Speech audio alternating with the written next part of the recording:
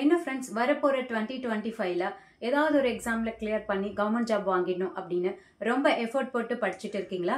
கண்டிப்பா நீங்க நினைக்கிற விஷயம் சக்சஸ் ஆகணும் அப்படின்னு நான் காட் கிட்ட ப்ரே பண்ணிக்கிறேன். ஹலோ ஃபியூச்சர் கவர்மெண்ட் ஆஃபீஸர்ஸ், அனைவருக்கும் வணக்கம். செல்ஃப் ஸ்டடி டிஎன்பிஎஸ்ல இருந்து ரேவதி. ஸோ பார்த்தீங்கன்னா நியூ இயர்க்கு, அதாவது 2025 நியூ இயர்க்கு பார்த்தீங்கன்னா இன்னும் 2 days தான் இருக்கு. பார்த்தீங்கன்னா நீங்கள் படிச்சுட்டே இருப்பீங்க. ஒரு சிலருக்கு பார்த்தீங்கன்னா மனசில் என்ன ஓடிட்டு இருக்கோ அப்படின்னா, இப்போ நான் சொல்கிற எல்லா விஷயமுமே நிறைய பேருக்கு வந்து இருக்கும். ஸோ இந்த மாதிரி விஷயங்கள்லாம் உங்களுக்கு இருக்குது அப்படின்னா கண்டிப்பாக வீடியோவை முழுமையாக பாருங்கள். எண்ட் ஆஃப் த வீடியோ உங்களுக்கு வந்து ஒரு கிளியர் ஐடியா கிடைக்கும். ஸோ படிச்சுட்டே இருக்கும்போது பார்த்தீங்கன்னா நம்ம மைண்டில் என்னெல்லாம் திங்கிங் வரும் அப்படின்னு பார்த்தீங்கன்னா, ஓகே நியூ இயர்க்கு இன்னும் 2 days தான் இருக்குது, சரி நம்ம நியூ இயர் கம்ப்ளீட் பண்ணிவிட்டு அதுக்கப்புறம் நம்ம வந்து நம்மளோட ப்ரிப்பரேஷனை வந்து கொண்டு போகலாம் அப்படின்னு சில பேர் நினைப்பீங்க. ஓகே நியூ இயர் கம்ப்ளீட் ஆயிடுச்சு, ஓகேங்களா? ஸோ 2025 January 1 கம்ப்ளீட் ஆயிடுச்சு. ஸோ அடுத்த நாள் படிக்கலாம் அப்படின்னு பார்த்தீங்கன்னா, ஓகே இன்னும் ஒரு 10 days பொங்கல் வரப்போகுது. ஸோ பொங்கல் செலிப்ரேஷனும் கம்ப்ளீட் பண்ணிட்டு நம்ம படிக்கலாம் அப்படின்னு நினைப்போம். ஸோ பொங்கல் செலிப்ரேஷனும் முடிஞ்சது. அடுத்து பார்த்தீங்கன்னா வீட்டில் யாருக்காவது வந்து பர்த்டே வந்து வரும். ஸோ அதுவும் முடிச்சுட்டு படிக்கலாம், அதுவும் முடிஞ்சது. அடுத்து பார்த்தீங்கன்னா வீட்டில் ஏதாவது ஒரு ஃபங்க்ஷன் இருக்கும். ஸோ அதுவும் கம்ப்ளீட் பண்ணிட்டு படிக்கலாம் அப்படின்னு நம்ம நினச்சிருப்போம். ஸோ அதுவும் கம்ப்ளீட் ஆனதுக்கப்புறம் பார்த்தீங்கன்னா February month வந்துடும். February monthல வந்து ஏதாவது ஒரு சின்ன சின்ன ஃபங்க்ஷன்ஸ், வெளியூர் போகிற மாதிரியான ஒரு சூழ்நிலை வந்து இருக்கோ, ஏதாவது ஒரு ரிலேஷன் வீட்டுக்கோ இல்லை வந்து வெளியூரில் ஏதாவது ஒரு ஃபங்க்ஷனோ போகிற மாதிரி இருக்கும். ஸோ அதுவும் போகலான்னு பிளான் பண்ணியிருக்கோம். என்ன உங்களுக்கு வந்து மனசில் இருக்கும் அப்படின்னு பார்த்தீங்கன்னா, ஓகே அடுத்தடுத்து பார்த்தீங்கன்னா இதை கம்ப்ளீட் பண்ணிட்டு படிக்கலாம், அதை கம்ப்ளீட் பண்ணிட்டு படிக்கலாம், அங்கே போயிட்டு வந்து படிக்கலாம், இங்கே போயிட்டு வந்து படிக்கலாம். ஸோ இந்த மாதிரி பார்த்தீங்கன்னா அடுத்து உங்களுக்கு மனசுல இதே தான் ஓடிட்டு இருக்குமே தவிர உங்களோட ப்ரிப்பரேஷன்ல நீங்க வந்து கான்சென்ட்ரேட் பண்ணவே முடியாது. நீங்க வந்து கொண்டு போயிட்டு இருந்தீங்க அப்படின்னா என்ன ஆகும் அப்படின்னா, ஜூன் மந்த் 2025 ஜூன் மந்த் பார்த்தீங்கன்னா குரூப் 1 எக்ஸாம் வந்துடும். ஜூலை மந்த் பார்த்தீங்கன்னா குரூப் 4 எக்ஸாம் வந்துடும், ஓகேங்களா? ஸோ அடுத்தடுத்த எக்ஸாம்ஸ் வந்து அந்தந்த நாளில் கண்டிப்பாக நடக்க தான் போகுது. அதில் எந்த ஒரு சேஞ்சஸுமே கிடையாது. அப்படின்றப்போ நீங்கள் உங்களோட ஃபங்க்ஷன்ஸும் உங்களோட செலிப்ரேஷன்ஸுமே நீங்கள் கான்சென்ட்ரேட் பண்ணிட்டு இருந்தீங்க அப்படின்னா உங்களோட ப்ரிப்பரேஷனை வந்து நீங்கள் எப்போ தான் பார்க்க போகிறீங்க? ஸோ அந்த எக்ஸாம் நாள், அதாவது குரூப் 1 இருக்கட்டும் இல்லை குரூப் 4 குரூப் 2 எது வேணாலும் இருக்கட்டும், நீங்கள் படிச்சுட்டு இருக்கிற அந்த எக்ஸாம் நாள் அன்றைக்கு பார்த்தீங்கன்னா ரொம்ப டென்ஷனாக இருப்பீங்க. என்னடா இது இவ்வளோ நாட்களாக நம்ம வந்து படிக்காமல் விட்டுட்டோமே அப்படின்ற மாதிரி இருக்கும். அதுவும் ஒவ்வொரு எக்ஸாமுக்கு முன்னாடி ஒரு 10 daysக்கு முன்னாடி பார்த்தீங்கன்னா ரொம்ப டிப்ரெஷன் ஆகிடுவீங்க. ஸோ இன்னும் அந்த சப்ஜெக்ட் படிக்கலை, இந்த சப்ஜெக்ட் படிக்கலை, மேத்ஸ் ப்ராக்டிஸ் பண்ணலை, கரண்ட் அஃபேர்ஸ் படிக்கலை. ஸோ இந்த மாதிரியான திங்கிங் எல்லாமே உங்களுக்குள்ளே வந்து ரொம்ப டிப்ரெஷன் ஆகிடுவீங்க. ஸோ உங்களால் எக்ஸாம் அட்டன் பண்ண முடியுமா அப்படின்ற ஒரு ஸ்டேஜுக்கு போயிடுவீங்க.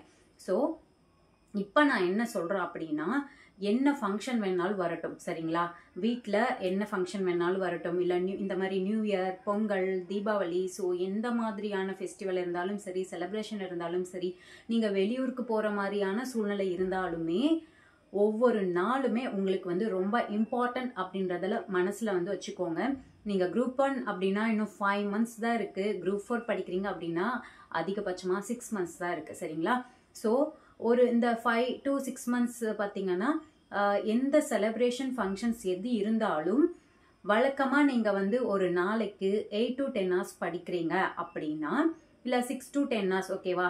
6 மணி நேரம் 7 மணி நேரம் ஒரு நாளைக்கு நீங்கள் படிக்கிறீங்க அப்படின்னா, ஒரு ஃபங்க்ஷன் போகிறதோ இல்லை வந்து அவுட்டிங் போகிறதோ இந்த மாதிரியான சூழ்நிலையில் நீங்கள் என்ன பண்ணணும் அப்படின்னா, அந்த டேயில் ஒரு 2 hours படிக்கிற மாதிரி பார்த்துக்கோங்க. ஒன்று ட்ராவல் டைம்லையோ இல்லை வந்து வீட்டுக்கு வந்துட்டு படிக்கிற மாதிரி, இல்லை வந்து இயர்லி மார்னிங் அன்றைக்கு நீங்கள் வந்து அவுட்டிங் போக போகிறீங்கன்னு உங்களுக்கு முன்னாடியே வந்து தெரியும்.